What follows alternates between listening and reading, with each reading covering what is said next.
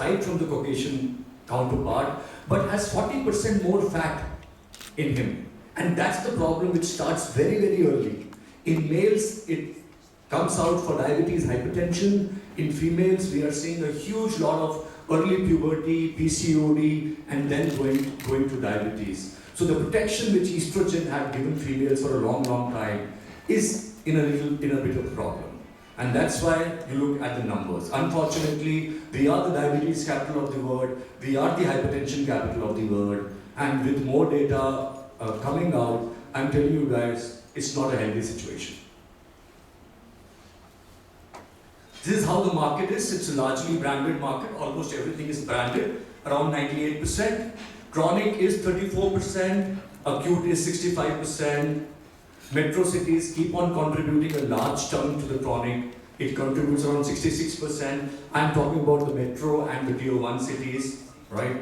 The specialist, when a specialist writes a prescription, the value of the prescription is more than 500 rupees compared to a non-specialist where the value of the prescription, the percentage of prescription below 500 are 84%. Incumbent have large share, top 35 had always contributed to 77%. And while we have 40,000 and odd pharmaceutical company registered, it's the top 35 where the consolidation year on year is growing.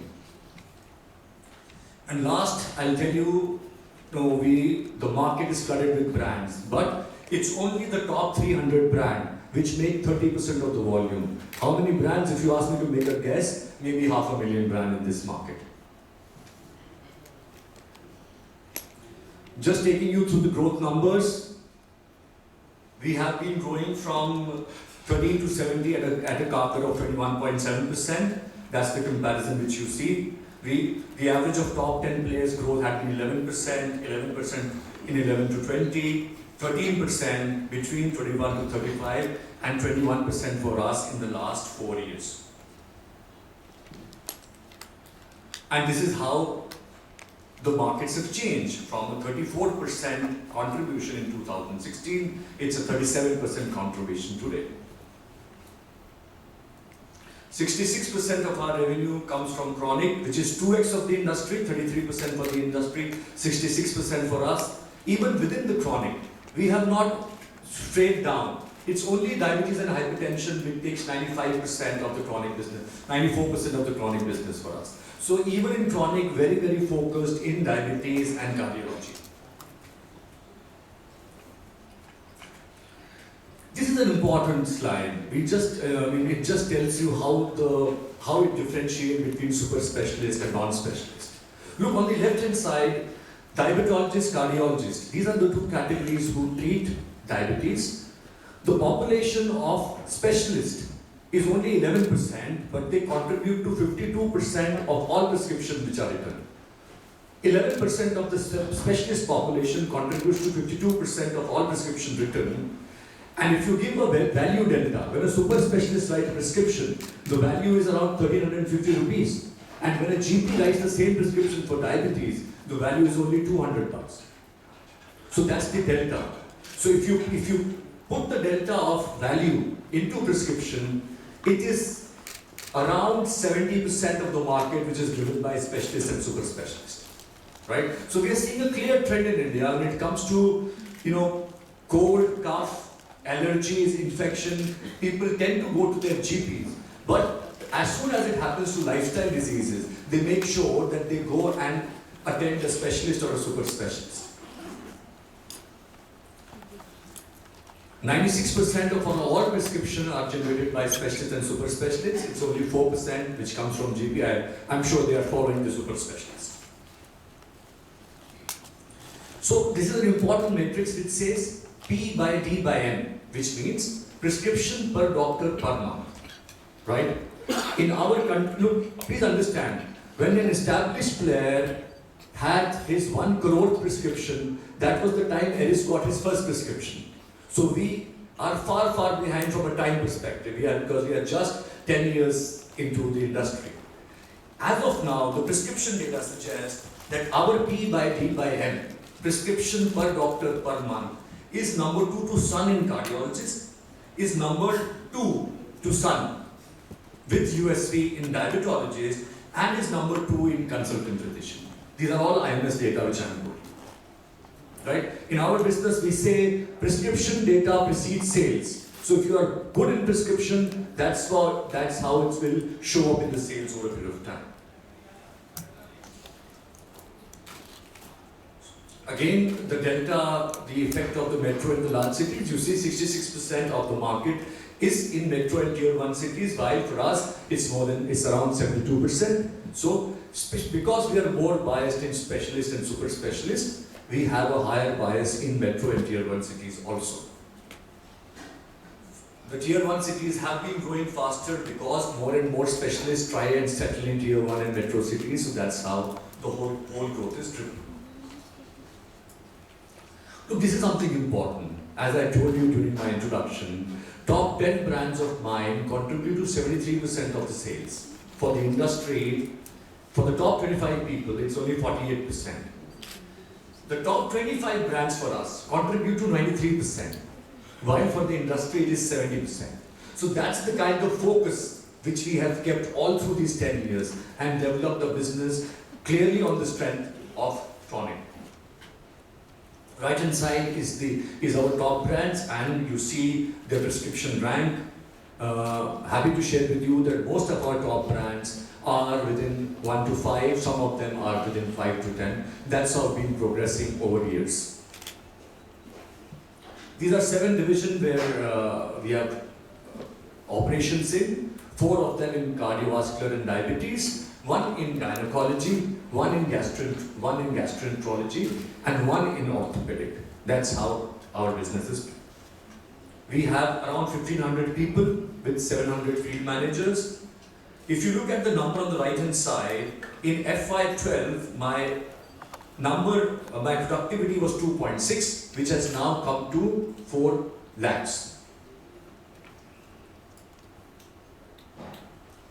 These are some things which we have differentiated in the market. Guys, we are the people to bring vitamin D to all of you.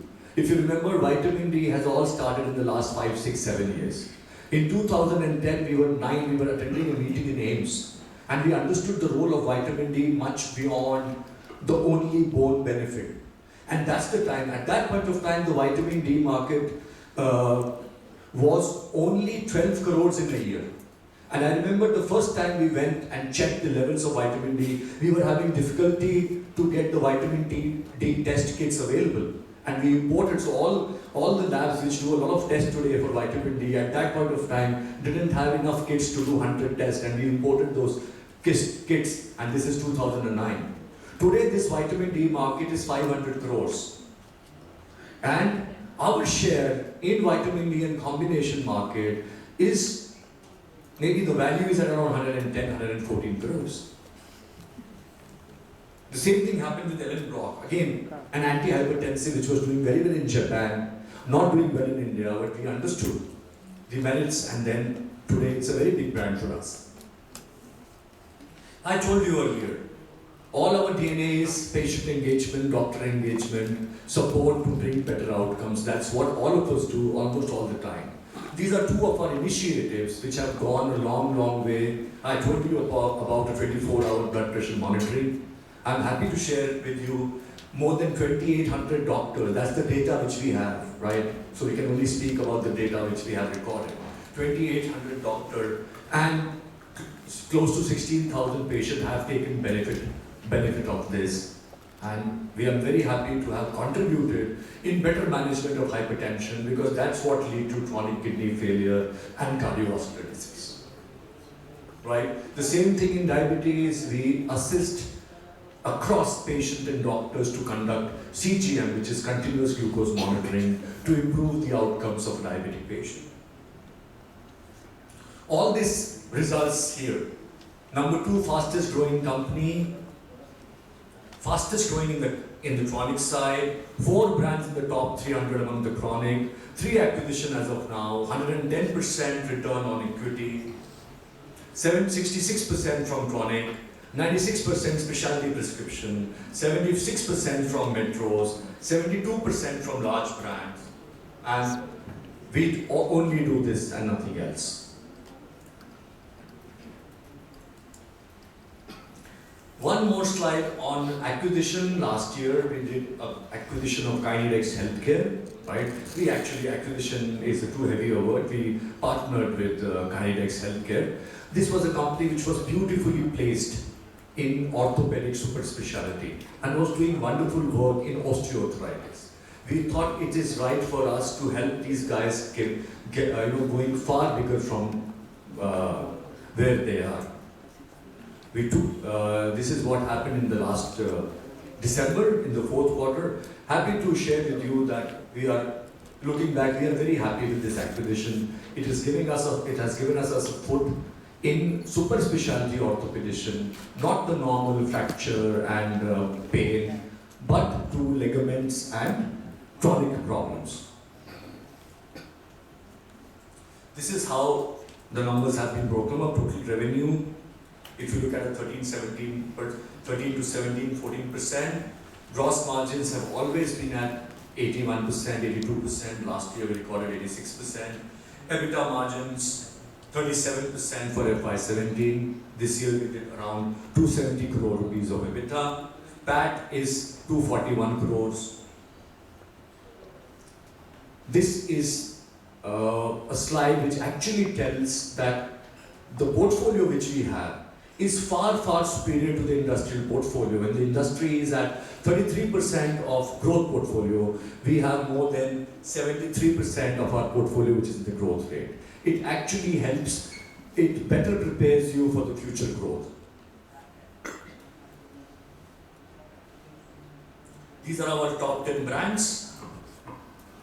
5 out of top 10 brands have grown by more than 20%. We have our own manufacturing facility in Guwahati, where at the run rate we are manufacturing around 85% of all our products which we sell.